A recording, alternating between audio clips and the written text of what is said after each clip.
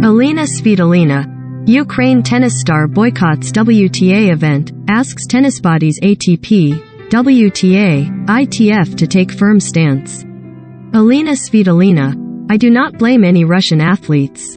They are not responsible for the invasion of our motherland. I wish to pay tribute to all the players, especially Russians and Belarusians, who bravely stated their position against the war. Their support is essential. Ukrainian world number 15 Elina Svitolina has withdrawn from a WTA tour event and urged tennis organizations to follow the IOC's recommendation to accept Russian or Belarusian nationals only as neutral athletes. Svitolina was scheduled to play against Russia's Anastasia Potapova at a WTA tour event in Monterrey, Mexico on Tuesday, but confirmed on Monday she had pulled out. Recommended. 1/5. Alexander Zverev fined $40,000, loses prize money and ranking points after outburst in Mexican Open. Read more. Recommended by. The 2019 Wimbledon and US Open semi-finalist took to social media to say, I believe the current situation requires a clear position from our organizations.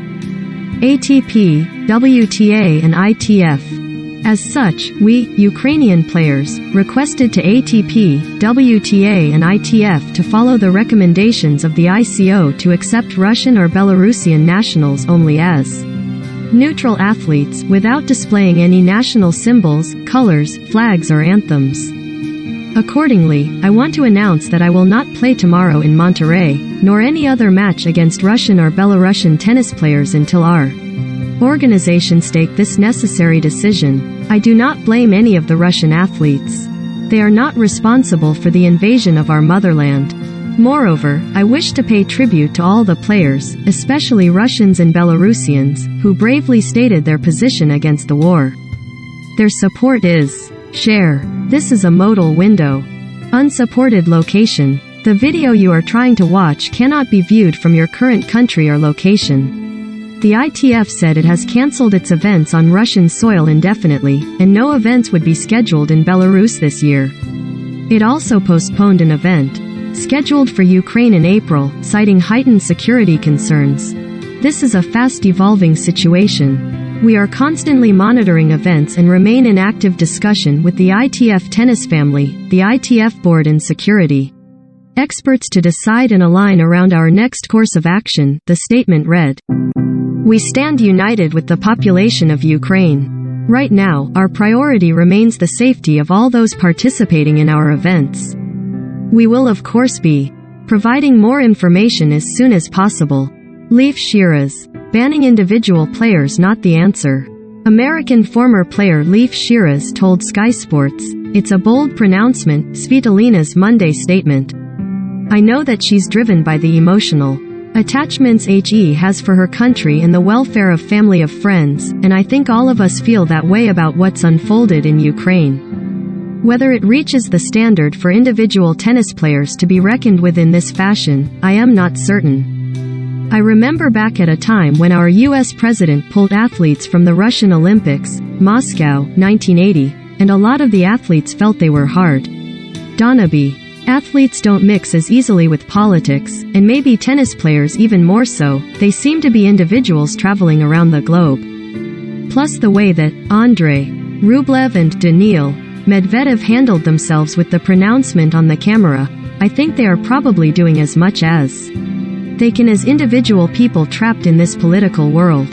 The tours would be wise to make some sort of acknowledgement. I don't think banning particular, individual athletes might be the answer, but certainly some sort of acknowledgement of the situation would be beneficial for everyone. This is a terrible nightmare. Svitolina had previously said her people are living a terrible nightmare and has called on the sporting world to do whatever it can to help. The world number 15 put up an Instagram post after Russia invaded Ukraine on Thursday stating that her heart was bleeding after looking at the events that were transpiring back home. Speaking with Sky Sports News, the 27-year-old, who is married to French tennis star Gaël Monfils, has called on the war to be stopped. I am shocked at this terrible nightmare, said Svitolina. I am really praying every single minute for my family, for my friends, for all people in Ukraine and around the world for safety, for peace. Considering what people are going through in Ukraine and what my family are going through while being in Ukraine and friends, I try to keep in contact with them to see what's happening there. I am very safe compared to them, so to be honest with you, I am only thinking about them, and for me it's a very stressful time because I cannot do anything. I cannot really help them. I wish I could help them. It's extremely tough mentally for me. I cannot imagine what they are going through. I am just praying. It's a horrible situation for the people in Ukraine, what they have to go through without sleepless nights, without food and electricity, so that's horrible. For me, it's heartbreaking to hear this. The war is something we have to stop, and it's something better than anything else. What is happening is very tough for me to imagine.